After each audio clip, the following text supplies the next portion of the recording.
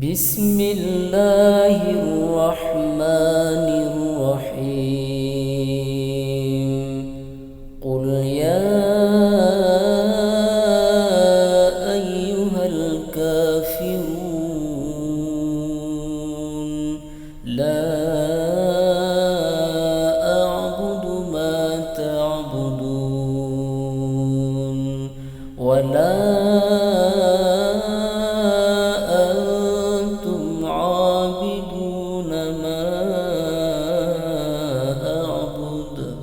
ولا